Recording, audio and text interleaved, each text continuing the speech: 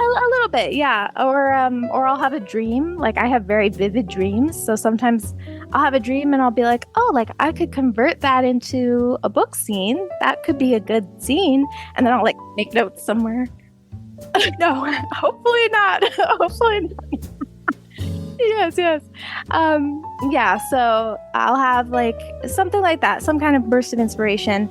And it'll work really well for an idea for a book. So I'll make a note of that. But yeah, it really depends. I try not to like sit down and write full scenes of something while I'm trying to focus on something else. But a little bit here and there, sure. Yeah. Okay, everyone, welcome back to Living the Next Chapter. I have yet another great guest on the podcast. You're like, Dave, every time you do a show, you're like, I have another great guest. Well, that's the idea. We want to bring on the best authors in the space, and this author is celebrating the launch of a new book, which makes me happy. And we're going to get this episode right away onto YouTube so you can hear this and go and support the launch of a new book. Hannah is here on the podcast. Hannah, I'm so glad to have you here. Welcome to Living the Next Chapter. Thank you so much, Dave. I really appreciate it. And I'm looking forward to our chat. Before we hit record, we talked a little bit about weather because things are hot right now in July. Things are hot for you because you got a new book coming out. That's awesome. But it's really warm where you are. Can you tell everybody where you are in this big world of ours? Yes, I'm in Northern Virginia. And for those who aren't familiar with the area, it's technically swampland. So we are getting the worst of it right now in the height of the summer. It's like 90-degree plus days, 50-60% humidity. So you walk outside, you just feel it immediately. And even when the sun goes down, there's no break from the heat. So yeah, it's pretty bad, but we're surviving barely. There you go. Well, you're taking some time out of a busy week as well. Mm-hmm. You have something exciting happening in your world around your new book. Bring us up to date. You're launching a new book. What is it? And when is it going to be available to us? Yeah, so this is actually my debut novel, so it's extra exciting, and it's coming out July 9th on Amazon and then all formats, including Kindle Unlimited, so it'll be available whether you like audiobooks or hard copies or ebooks, it'll be available for you. I'll tell you a little bit about it. It's a romantasy. So for those of you who aren't familiar with the term, it's a fantasy romance where you have about equal fantasy and romance elements. I like to call it a little on the cozier side because I feel like it focuses more on the characters and their journey and their relationship and the general adventure. There's a little less action. It's still there, but a little less action and more of a focus on the day-to-day life and the relationship blossoming, which I really love those moments. I feel like there aren't enough books like that out there. And then another thing about my book is that it's very relatable for people who like a little bit of modern day influence and a little bit of high fantasy. Those two worlds kind of come together. So it's technically an urban fantasy, but you also have those high fantasy fae elements and magic and all of that. That's fun. Essentially, the plot goes like this. It follows this young woman named Avery who was born with healing powers, and she's one of just a few children who were born with magic in a version of our world. So normally magic didn't exist, and then this rift opened up about 20 years before the setting of the story, and with the rift opening up, these children were born with magical abilities. So they have magic, and then the rift leads to this fantasy alternative world where there are fae creatures and magic is more commonplace and all of this. So we have literally the juxtaposition of these two different worlds right next to each other.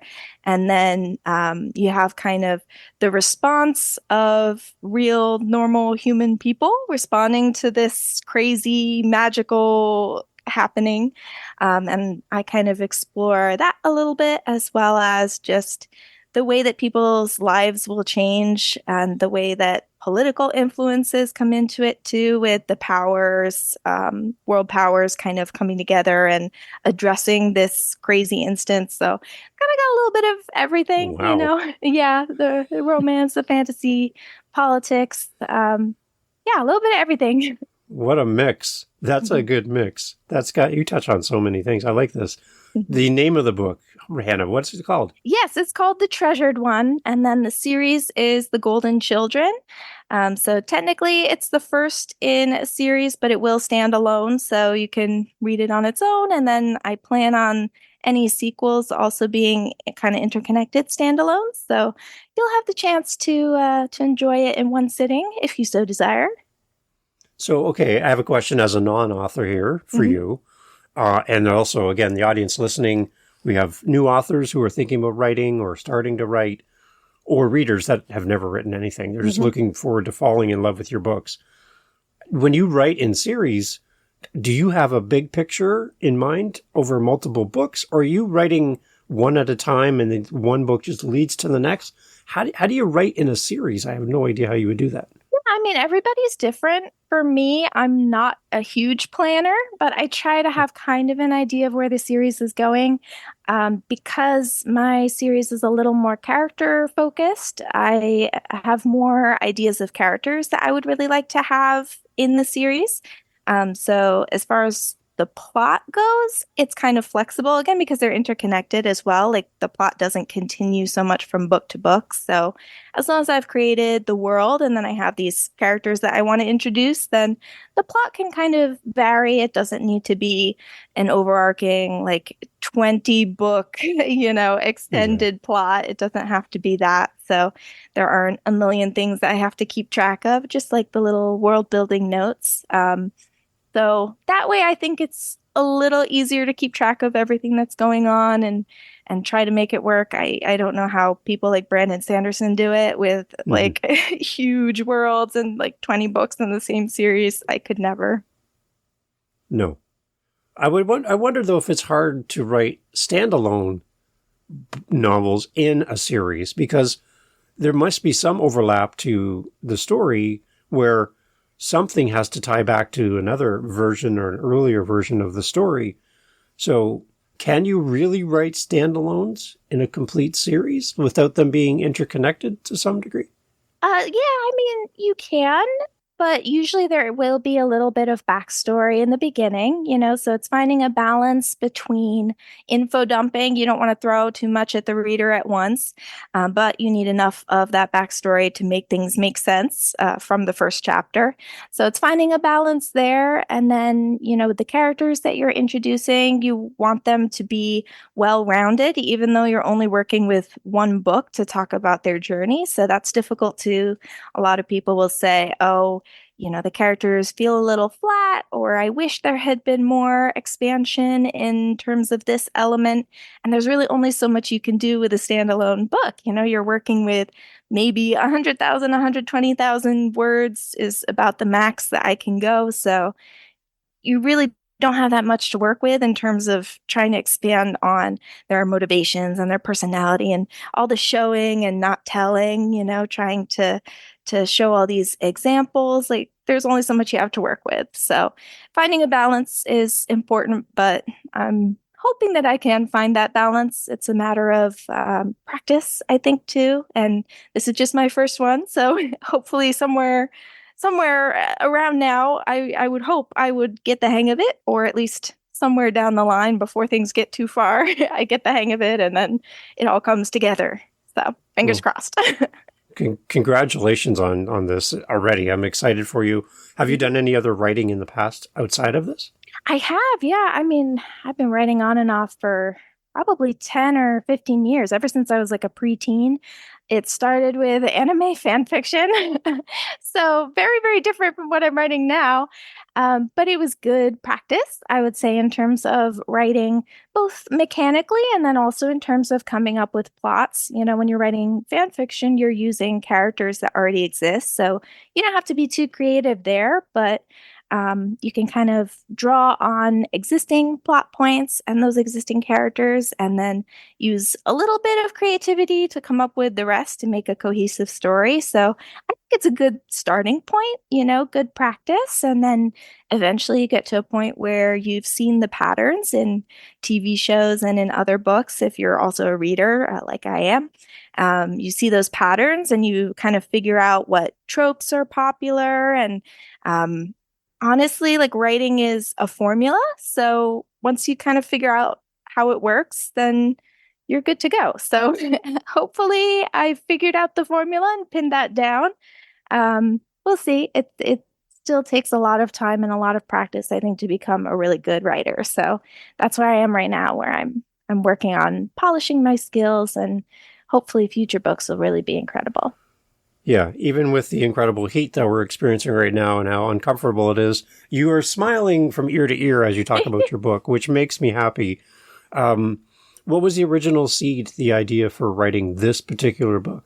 Yeah, so the treasured one came about because I really liked the idea of the mixing the modern real existence, real world, and then the Fae world. So that was the original idea that I had with it, because a lot of the books that I was writing, that I was reading, a lot of the books that I was reading were very one way or the other. You either had urban fantasy where everything was taking place in the same world, and you might have like vampires and werewolves and things like that, and they were going about their day and living normal lives in a version of our world with like cities and technology and all this. Or you have high fantasy where it's a vaguely medieval setting usually, and then you have people living with magic, and you might have different kinds of mages and different races of creatures like fae creatures and things like that. And usually they're very separate. So my idea was, if somehow magic just intruded on our real world and the life that we're living right now, how would people react? How would that work out? So that was kind of my inspiration for this. I wanted to write a standalone, something that could be a palate cleanser between long series, because a lot of the popular romantasy books are long series. A lot of them aren't finished. So you're waiting, a year or even more for the next book. And I don't have the patience for that. So I would, read a book that I really enjoy, but then forget about it by the time the next book comes out. And I was missing something from that, from that experience. So as a reader, I wanted something that you could read in one sitting and the whole story kind of wrapped up nicely. I wanted it to be accessible for people who are new to the genre. So again, I feel like those realistic elements kind of help with that. If you're used to reading contemporary romance, for example, and you want to try something with some fantasy, I feel like it's a really good introduction. So you're going into it with that contemporary feel. Characters still have technology and they're still talking about things that you're familiar with, but there's also the addition of this magic system that you have to kind of learn about, and this entire other culture as well, that I've created for the Fae. So a little bit of that, but it's not too much. I tried to keep the world building very digestible for people who are new to it, or people who don't want to like think too much, if they're tired again of like big world building series and they wanted something a little simpler, this is a good option. So yeah, I had a lot of inspirations that kind of went into it, and it all kind of came together. So fingers crossed, I end up delivering exactly what I was hoping to. When you're writing in series, are you an author that writes one book first, one novel first to the completion before starting another one? Or are you kind of writing simultaneously with the next one? Like, is there time in your schedule to do that? How do you write the next book? Yeah, so for this series, it's one at a time. I do Okay. have other projects that are totally unrelated to this one that are also going on. But Oh, because this one is published now, this is the series that I'll be focusing most of my time on. So I have a sequel that's in the works. It's about 50% of the way through the first draft. So I'm hoping that one will be ready to come out like around this time next year. We'll see. Um, But yeah, this one is just one at a time. I have to focus, otherwise I get like crazy. So try to like focus and keep track of the characters that I'm writing about and where I am in their journey, like emotionally and plot wise, so that I can make sure it's cohesive. Okay. Because I'm I'm trying to picture you as a writer working on book one. And as you're writing book one, you're like, oh, that's a book two note. And you have like this other book next to you. And you're like, I'm just going to write that down. I'm going to jot that down. That's book two. Okay, back to book one. Oh, there's something for book three. And you have another notebook and you're writing little notes for book three. I'm just envisioning you kind of doing some of that. Did that just happen? A little bit, yeah. Or I'll have a dream. Like I have very vivid dreams. So sometimes I'll have a dream and I'll be like, oh, like I could convert that into a book scene. That could be a good scene. And then I'll like that's not heat stroke though, right? That's not heat stroke where you're in these dreams. Not. Okay, just checking. Just checking. You're okay? You're okay. Yes, all yes. right. Okay. Yeah, so I'll have like something like that, some kind of burst of inspiration, and it'll work really well for an idea for a book. So I'll make a note of that. Um, but yeah, it really depends. I try not to like sit down and write full scenes of something while I'm trying to focus on something else, but a little bit here and there, sure. Yeah. Okay, so what kind of resources did you draw from as an author writing this first in your novel series? Was there any kind of tools or people that you looked to that helped you kind of organize your thoughts and write this down and get working on this? There are so many. I mean, Facebook groups were a big one. You know, I had, I can't think of any at the moment that I used, but there were several Facebook groups that were other writers or readers, you know, and I would make posts asking about, you know, what are you seeing a lot of, almost too much of currently in the genre? What would you like to see more of? That kind of thing to give me some direction, some areas to focus on. And then also in terms of my writing, there are a lot of groups where you can get feedback. So, you know, the blurb for the back of the book, like I polished and polished and polished and polished that. Originally, I thought that I was going to publish traditionally. So for that, you need a query letter where it's essentially a cover letter, but instead of for a job, you're applying to get a literary agent. And then once you find an agent to represent you, then they represent your book to the big publishers. So that's really the only way to get in with the big publishers. And you need a really strong query letter. So that was another thing where I would hang out in these groups of either other authors who were trying to get published or people who had already gotten published. And they would give me tips and feedback on that. And that went a long way, you know, with my writing in general, in terms of them saying like, these are some areas you want to focus on. These are some areas you don't want to focus on. Like you might think it's fun as the author to start with world building, you know, and lead from the first chapter with all of this information about this beautiful, amazing, incredible world you've created. But the readers don't care yet, you know, so they're going to be bored if you start off with all of that world building, even though that's what you're happy with, what you really want to show them. So you have to start with a hook that'll make them really interested in learning more. So that kind of thing, you know, there's so much to learn in terms of how to write. Luckily, I already had a bit of a writing background. I got a degree in international business. It was very writing heavy. And then also I had a lot of classes around different cultures and kind of world politics and things like that. So that kind of contributed to some of the world building that I did because I had studied some of that a little bit.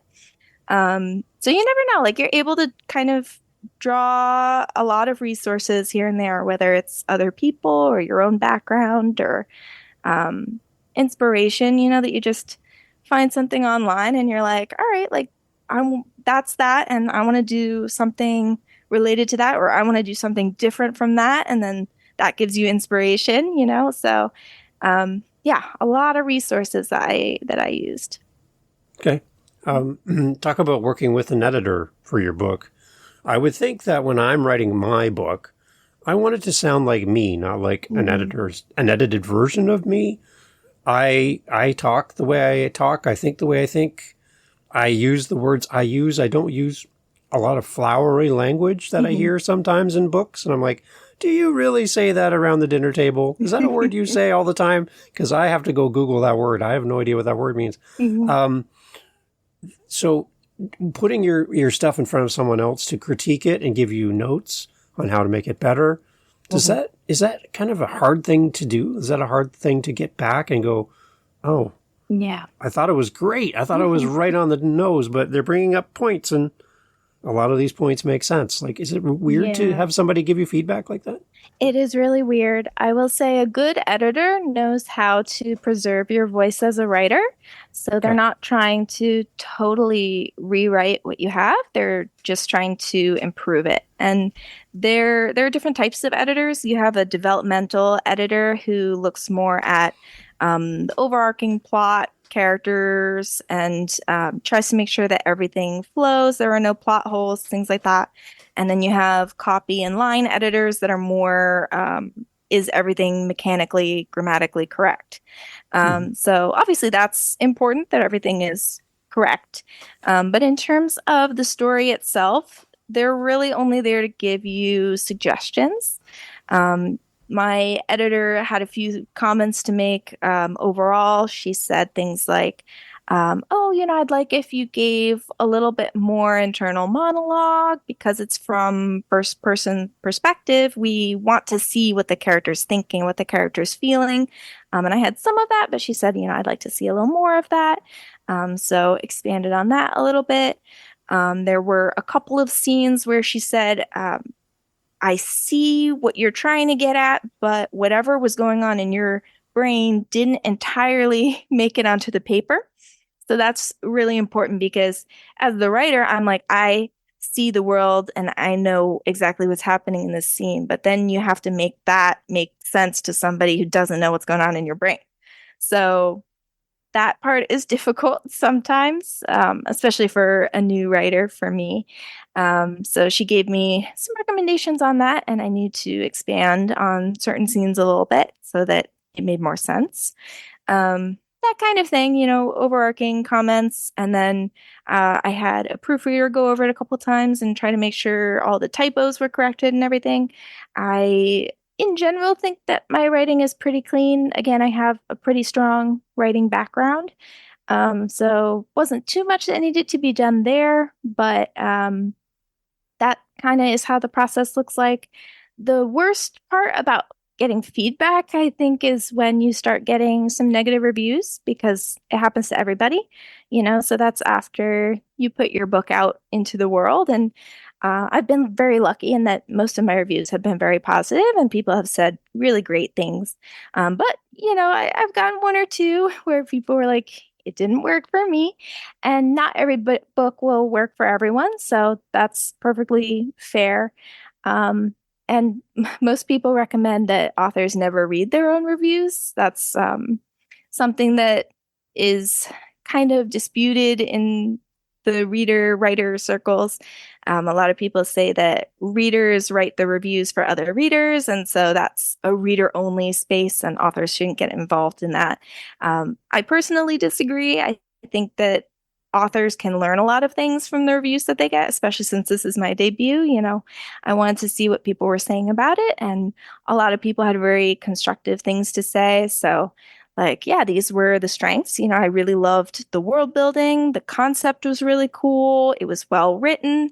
I would have liked to see a little bit more chemistry between the characters or something like that. So I'm able to say, okay, my strength is the world building and the writing mechanically, and I need to work a little more on my romance aspect, and my character development. So I think that's really helpful to know personally. But yeah, your book is your baby. So when you start getting some negative feedback, it can hurt. But in the end, you just kind of have to remember not every book is for everyone. And they're, free to have their own opinions. And that's just how it is sometimes. So yeah, even negative comments is still engagement. Yeah, right. it's true. So yeah. when I come to a listing, say on a website for a book, and I see a wall of 5-star reviews and nothing, like no 4s, no 3s, no That looks 2s, nothing. sketchy. Yeah. I'm like, why, like, is this book is so perfect and everybody loves it. There's nobody who's given it a 4-star. I'm like, well, wait a minute. That seems a little suspect. I don't know. I don't know how to take that. And the interesting thing when I do see a 4 or a 3, even a 2, is there's something in there. There's a seed, right, of something that's from the reader's perspective. And I've actually heard people who look on purpose at the lower ratings, and that might be the indicator to them that this is the perfect book for them. So an example was somebody said, "Oh, this book's really trashy, and the characters don't seem believable, and I just couldn't connect with the characters in the story. It just was really not my style." But somebody read that and went, "This is exactly my style. That's what I'm looking for, is a trashy, kind of dirty, raw novel. I don't want it polished and sweet and perfect. That's not me." So they actually benefited from a lower rating, and that made that person want to buy the book. Yeah. So, right. Fingers crossed. Yeah. Right. That's right. So don't be afraid of those reviews, everyone. But on that same topic, as a listener, when you buy your books from these amazing authors, leaving those reviews really does matter to the author, whether they read them or not, but also to the readers. To give really specifics around why you love this book so much can really help people. It's how we pick a restaurant. It's how we pick a movie, right? We look at those reviews and go, do I see myself in that review? Do I see myself as this will be the right spot for me? So, and even if you hated it, even if you hated it, leave that review. The author might not thank you, but other readers would, and they would appreciate that, and it would help round out their ratings. So there's no problem with that too. I like it. So take us into a little bit more about the characters in your book. I'm curious to know if you, as an author, have kind of implanted yourself into some of your characters to some degree. There's a little bit of Hannah showing up here and there across the pages, but tell us more about the main characters in your book. Yeah, so the main couple is Avery is the female main character, and then Riel is the male main character. And Avery definitely did get some inspiration from me, from my own experiences. I was homeschooled growing up, so I had this kind of weird view of the world, I guess you could say, because I was on the internet a lot, but I wasn't in social situations with other people in person a lot. So I had this kind of weird mix where I was technically a worldly person and that I knew what was going on with the world, and I knew like modern slang, and I knew my gaming circles that I was involved in, but I didn't know like actually interacting with people. Like that was weird and different for me. So I kind of wanted to make a character that wasn't so confident and who had anxious thoughts. I have anxiety myself, so I put that put that on her, poor Avery, and that she also is anxious, and she was really sheltered because as somebody with healing powers in a world similar to ours, she was commandeered, I guess you could say, by the US government because her powers were very desirable, both to protect her and then also to use her as a person and use her abilities. So she was really sheltered growing up in the White House, where she had access to the internet, but she didn't actually have real people to interact with except, dignitaries and her bodyguards and the occasional person who had come through the White House. It's not a natural interaction. So from that, I kind of used my sheltered background to kind of give her that shelteredness. Maybe I went a little too far in pushing that aspect of her character, but I really wanted her to find her voice as the book progressed. That was the main thing for me. I wanted her to have a taste of freedom. So essentially what happens is she one day She's healing people. She heals them every month as part of a scheduled thing that she does for the government.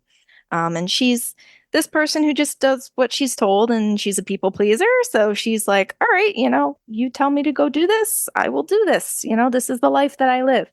And she goes out to heal people as part of her normal monthly scheduled healings, and it doesn't work. So all of a sudden, she is powerless, and she's sitting there like, okay, now what? Because that was my whole life was built around these powers and built around that value that I provide to other people.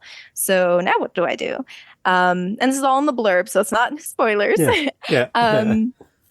And so the government, because Americans and because humans in general don't know anything about magic, really, because that's not part of their world, they end up talking to the Fae on the other side of the rift, and they ask them if there's anything that they can do for Avery.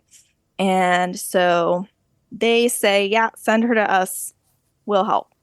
So Avery ends up going to this totally fantasy world by herself now. So this perfectly sheltered girl who doesn't really have any other experiences outside of the internet and vague interactions here and there with people.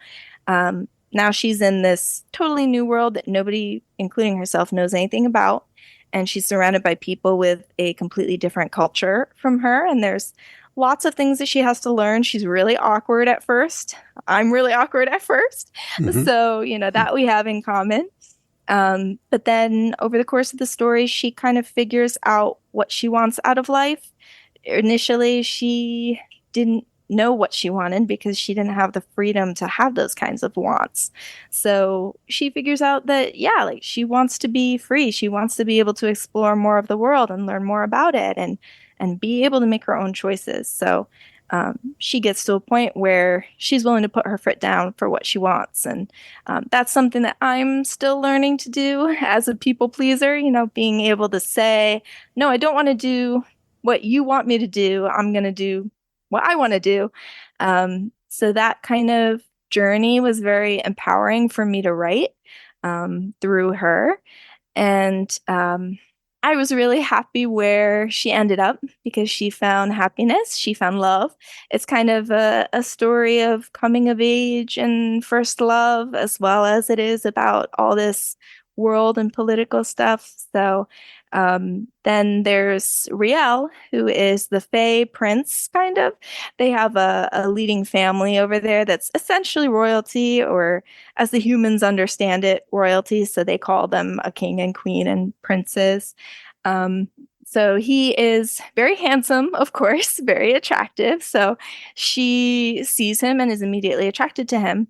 But then they kind of become friends first. He is helping her to understand her powers, and they're hanging out a lot together. And this is the first person that she's really been able to connect with on a level that doesn't have anything to do with her abilities. This is just two people and their personalities and talking about normal life things. So it was really interesting to kind of explore that connection with the two of them. And Riel kind of comes from a similar background as somebody who there's expectations for him because he is in a position of power, but at the same time, he's the second son of the family. So his family doesn't really trust him with any of the important stuff. He's kind of disposable almost. So he also, even though on the outside it looks like his life is great, he also wants a place to belong, So Avery and him kind of connect on that, even though they don't have anything in common just looking at them, So that I think was a really interesting thing that I tried to do, where they came from very different backgrounds, obviously. One of like the tropes is different worlds, right? So they're from totally different worlds. They grew up totally different experiences, and different languages and all that. He does speak English though, conveniently. Yeah. So they kind of become friends first, and then it transitions, I feel, naturally into a relationship. So that was something I wanted to explore too, where a lot of books in this genre. It's either fated mates, which is like they see each other and recognize each other right away as fated mate. Okay, we're meant to be together. There's no, blossoming of their relationship and they getting to know each other, that initial spark. So I wanted to explore a more natural relationship development. And then also just kind of becoming friends first with no expectations, but then you kind of realize that you're attracted to this person and you want to see where a relationship might go. So you give that a try. And that was kind of the vibe too. And he has like everything that I would want in a real life person. So one of the popular character types right now is like the morally gray shadow daddy types where they're kind of violent and they might be mean at first to the female lead, but then once they warm up to her, then they're like gooey and sweet on the inside. And I don't like that. Like I would rather have someone who is genuine and honest from the beginning and somebody who is nice and kind and has a sense of humor, and all of this. So that's what I was going for too with his character, where he is a cinnamon roll, as they say, is like the character type where they're very sweet and honest and a genuine guy, just a good guy.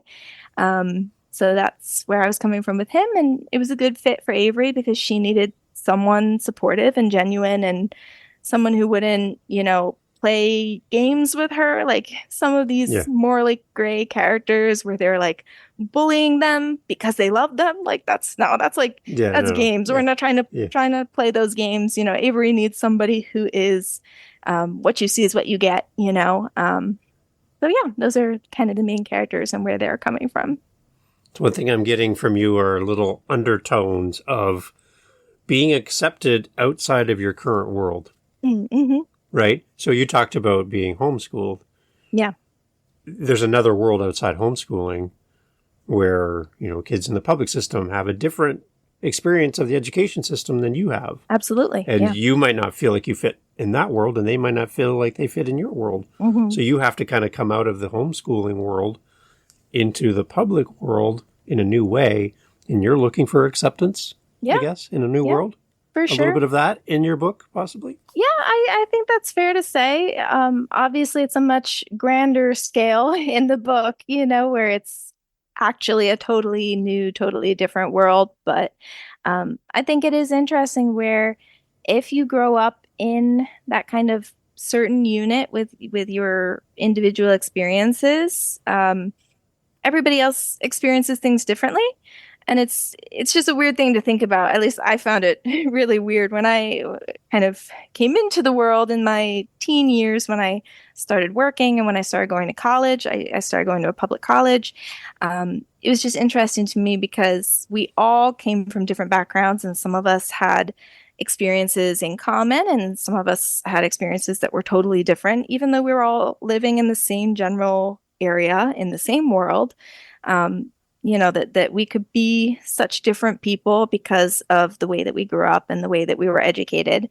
So yeah, it's kind of bringing that sense of wonder almost, when you go from that life and everything that to something that's totally different, that sense of like, wow, so like the way that I was doing things isn't necessarily how everybody does things. And there's so much more out there to see and to do and to eat. Like I talk about all the different like foods she discovers and all of this. And it was kind of like that for me when I was, kind of coming out into the world as a young adult. So obviously much amplified in the book with a whole different world. But yeah, I would say that that's accurate, that sort of feeling. Okay. I like it. Hannah, before we go, can you remind us where we can get our copy of the book? People are going to be listening to this in the future, so the book will be out and available everywhere. But as far as where we can get the book and maybe where we can be in touch with you as the author and follow your journey as we write more and more in the future. I do have one more question at the end when we're all done. But sure. As far as, again, remind us the name of the book and how to get in touch with you so we can follow your journey. Absolutely, yeah. So after July 9, the Treasured One will be available on Amazon. It'll be, at least the hardcover version will be available on Barnes& and Noble and several other retailers. It'll be available in all formats. So if you're an audiobook person, if you prefer to have an ebook on your Kindle, if you prefer to hold a physical copy, it'll be there for you. It'll also be on Kindle Unlimited. So anyone who has a subscription can read for free, quote unquote, on Kindle Unlimited. And yeah, definitely follow along on my journey if you're interested. My Instagram is where I'm most active, and that's going to be author H Levin. That's where I'm most active there, and Threads. I'm also on like Facebook, not so much on Twitter, or X now, I guess. Yeah. But yeah, so Instagram, I would love to see you guys there, and check out the Treasured One and let me know what you think. I'd be really curious to hear your thoughts. Amazing. Before we go, I love audiobooks, so I'm glad to hear you have one. Is this something you voiced yourself, or did you hire someone? I didn't. I would have, but one of the perks of working with a small publisher, which is what I ended up doing, was that they hired a professional for it. So that's going to be narrated by Molly Stark, and I think she did a really great job because I just got to listen to the audiobook myself recently. She did an amazing job at bringing Avery to life and making her awkward and sweet and bringing her character to life and showing off the adventure. She does like different little voices for the different characters, and she's great at that. So it was really such an experience to hear my words coming out of somebody else's mouth, awesome? But yeah, so highly recommend. Definitely check that out. It's got to be an interesting and surreal moment to hear the voice of a character that's from your head, through your hands, into your computer or onto paper. And now that person, they actually have an actual voice. Yep. It's got to be really an interesting experience for you as the author to hear that voice come talking to you. Yeah, because it was totally different from like the voice that I would hear in my head when I'm, going through the book myself. So yeah, in a good way for sure to hear it out loud. So, Excellent. Hannah, we'll put all the links for everything in the show notes so everyone can go buy the copy of the book. We'll remind everyone, leave an amazing review for Hannah. None of these 4 stars, people. 5 stars, of course. But leave a detailed review so other people reading it will go, this is the right book for me, or this is the right book for someone I know. And I feel confident in giving this book to them because of the review that you leave as a reader. It does really help. I encourage everyone who buys and supports our authors to be actively leaving those reviews. So please, as a listener, as a reader, you have a part to play in this success of this book. And so please do your part. Too. Word of mouth goes Talk really about far. it, right? Yeah, tell all your friends, family members. It does have a little bit of spicy scenes, so maybe not your grandma, but all your friends that would appreciate it. Tell them all. Grandma might be spicy. She might like it. I don't know. My grandma does. I don't know. I'm not judging. I love it. So if you're a spicy grandma, this is a book for you. There you go. I'm glad to hear that, Hannah. Thank you so much for being on the podcast. I want to extend the offer to come back as you write more and give us an update in the future. And as new books come out, I'd love to have you come back. So please remember us here on Living in the Next Chapter. Of course, I will. Thank you so much. It would be my pleasure. Awesome. Everyone, all the information is always in the show notes. Go support another great author here on the podcast. Again, Hannah, thank you so much for doing this. Thank you for having me. Hey, thanks for being here for the Living in the Next Chapter podcast. So glad to have you as part of our family of listeners. There's a seat for you just here on Living the Next Chapter, and I'm so happy that you have listened to all the way to the end. Wow, you are now my new bestie. I want to let you know that I host 7 other podcasts on top of Living the Next Chapter. Yep, 8 total. One of them is called the How To Podcast series. If you are thinking, you know what, Dave, this podcast thing seems like a lot of fun. Well, I'll give you a secret. It is. It's a great, amazing, fun time where you can get to meet great people, get your word out there, promote your book, promote what your coaching program, whatever you're doing. Podcasting is great. And if you want to learn how to do this, what you're hearing right now, head over to howtopodcast.ca and look up the How to Podcast series on YouTube, whatever app you're listening on. You'll find me there. And I'd love for you to come listen to how to do this. And if you're interested and have questions on how to podcast, reach out to me at howtopodcast.ca. Thank you for listening. Talk soon.